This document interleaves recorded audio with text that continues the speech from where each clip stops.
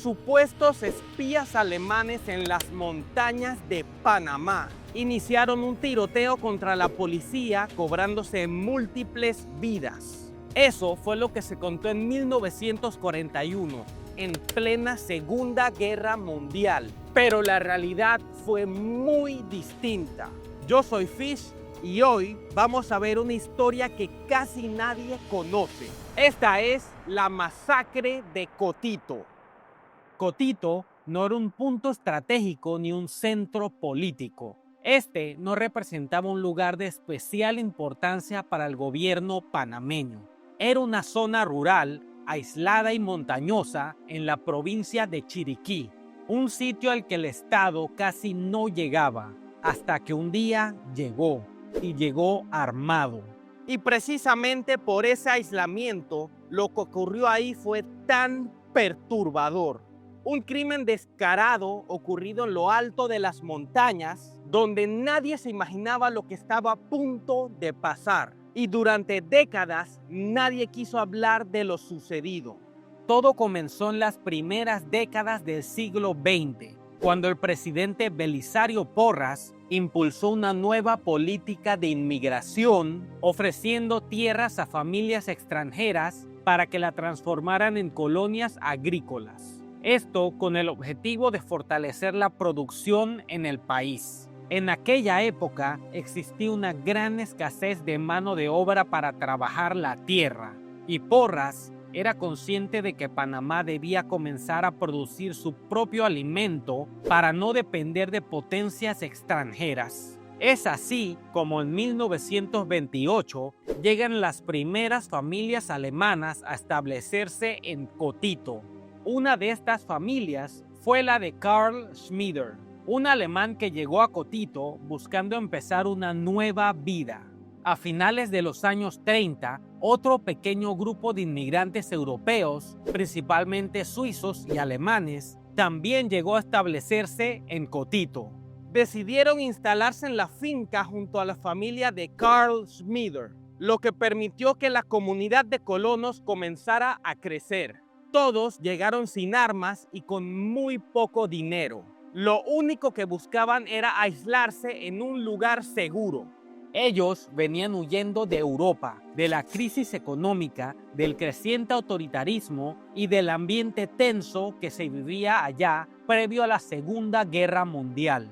Recordemos que aunque la Segunda Guerra Mundial comenzó oficialmente en 1939, el pintor austriaco ya llevaba años transformando Europa desde su llegada al poder en 1933. Miles de personas huían del continente durante esos años, y una gran parte de ellas eran judíos que escapaban a la persecución.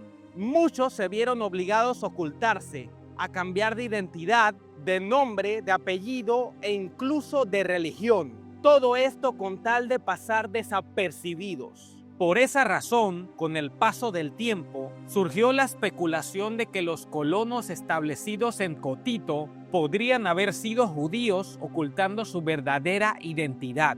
Sin embargo, esto nunca fue comprobado y forma parte de rumores y teorías que rodearon el caso durante décadas. De hecho, la misma comunidad hebrea de Panamá emitió un comunicado en el que decía que no hubo ningún tipo de matanza contra miembros de su comunidad ese día.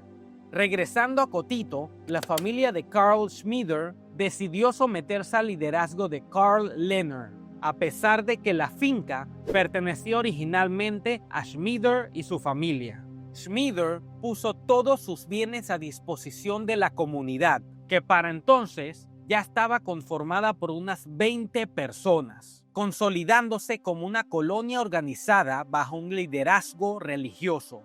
Porque sí, Lehner pertenecía a una especie de secta religiosa, vinculada a las enseñanzas de Father Divine, líder del Peace Mission Movement, un grupo religioso que surgió en Nueva York a comienzos del siglo XX. Ellos vivían en una comunidad cerrada, una especie de comuna religiosa.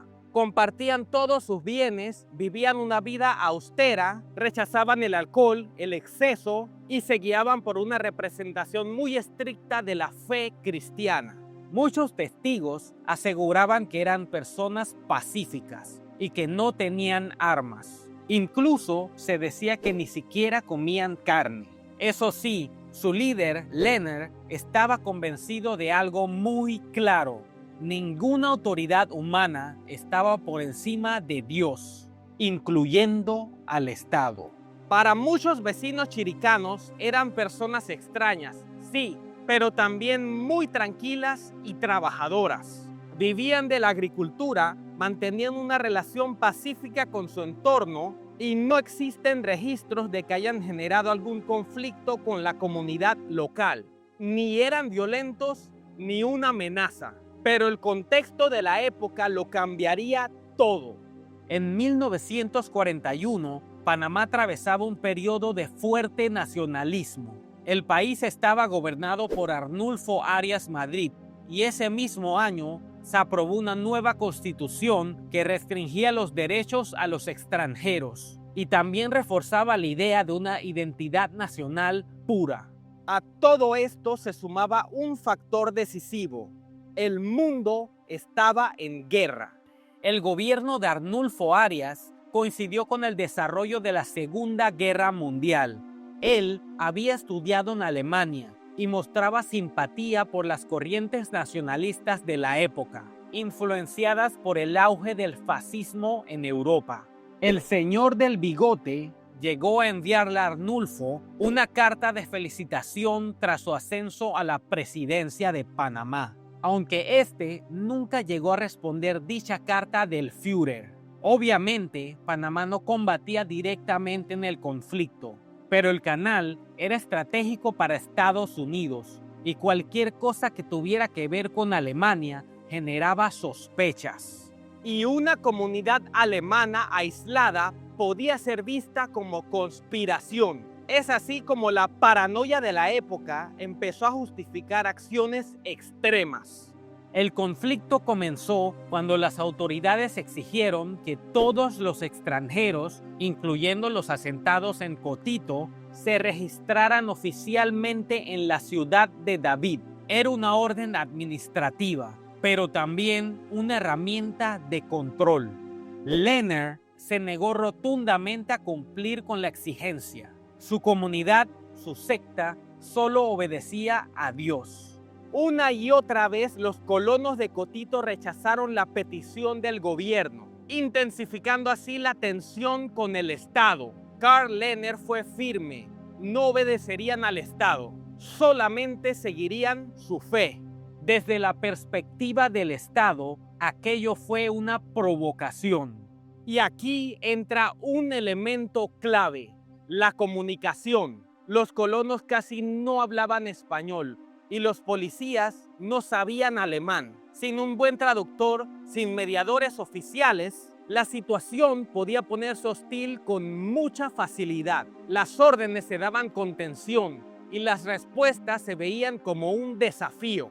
En un ambiente ya cargado de desconfianza, esa barrera cultural y lingüística terminó por agravar la tensión, creando las condiciones para la tragedia que estaba a punto de ocurrir. Fue así como el gobierno decidió enviar al capitán Antonio Hoff, jefe policial de Chiriquí. Hoff no fue a ellos con una estrategia de diálogo.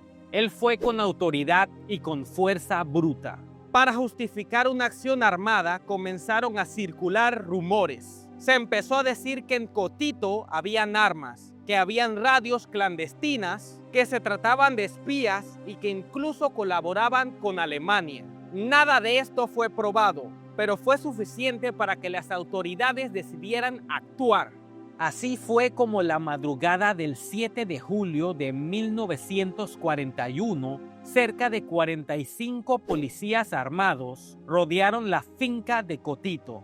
Dentro habían hombres, mujeres y también niños. Mientras el capitán Hoff y sus hombres encaraban a los colonos, ocurrió el momento que lo cambió todo: un disparo. La versión oficial sostuvo que se trató de un ataque inicial de los colonos contra la policía. Sin embargo, investigaciones posteriores señalan que se trató de un disparo accidental y que este habría provenido de uno de los agentes. Se indicó que dicho disparo habría provenido del arma del oficial Lucas Garcés. Algunos testimonios incluso presumen que miembros del operativo podrían haber estado bajo los efectos del alcohol, un factor que, de ser cierto, habría agravado la confusión y la tensión del momento. Lo que vino después del disparo fue fuego indiscriminado. Los policías abrieron fuego contra la comunidad. Los colonos ni siquiera estaban armados. Testigos señalaron que en toda la colonia solo había una escopeta vieja y que ni siquiera funcionaba. Esto no fue un conflicto, fue una masacre. Cuando el tiroteo terminó, el saldo fue devastador. 12 colonos muertos y otros 8 heridos. 10 personas murieron en el lugar durante el tiroteo y otras 2 que estaban gravemente heridas fallecieron posteriormente en su camino hacia el hospital. Entre las víctimas había 8 ciudadanos suizos y 4 alemanes, 9 de ellos hombres y otras 3 mujeres. Todos murieron a causa de la acción armada del grupo de oficiales. Después de los hechos, algunas investigaciones y testimonios señalaron que policías habrían colocado sus propias armas en fotografías de la finca para culpar a los colonos del inicio de las hostilidades. Ningún policía murió, solo un agente resultó levemente herido en el rostro. Los pequeños hijos de los colonos sobrevivieron simplemente porque fueron escondidos antes del ataque. No hubo funerales. Los cuerpos de los fallecidos nunca fueron entregados a sus familiares. Los policías cavaron una fosa común en el mismo terreno y allí los enterraron. La comunidad desapareció. La finca fue abandonada y el Estado guardó silencio.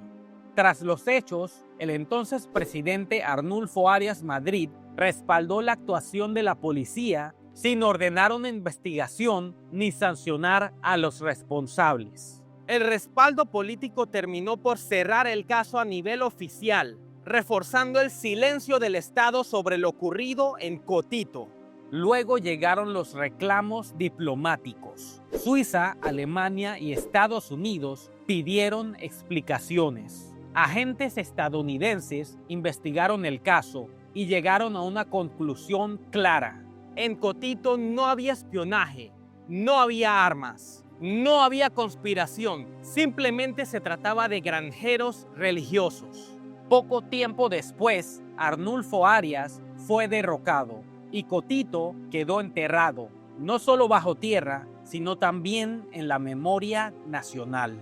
No hubo juicios, no hubo castigos, no hubo disculpas. Durante décadas la historia fue silenciada. Hasta que en los años 80 el caso reapareció, aunque profundamente deformado. Comenzaron a circular versiones que hablaban de un holocausto, de órdenes directas del régimen alemán y de complots internacionales. Todo esto fue posteriormente desmentido por investigaciones históricas serias, que no encontraron evidencia que respaldara dichas afirmaciones. Hoy Cotito sigue siendo una tragedia muy poco conocida. Los colonos sí cometieron errores, se negaron a dialogar y rechazaron la autoridad civil, pero ninguno de esos errores justifica la masacre que ocurrió aquel día. Cotito no solo es una historia del pasado de Panamá, es una advertencia sobre la xenofobia, sobre el abuso del poder, sobre el silencio institucional y sobre cómo una sociedad puede olvidar con facilidad aquello que le resulta incómodo de recordar. Tu turno. ¿Por qué crees que un hecho como Cotito fue silenciado durante décadas? ¿Crees que deberían enseñarse este tipo de historias en las escuelas? Déjame tu respuesta aquí abajo en la caja de comentarios. Yo soy Fish y te invito a decirme qué otro suceso histórico te gustaría ver en nuestro próximo video. Por mientras, te invito a ver alguno de los videos que estarán apareciendo en tu pantalla.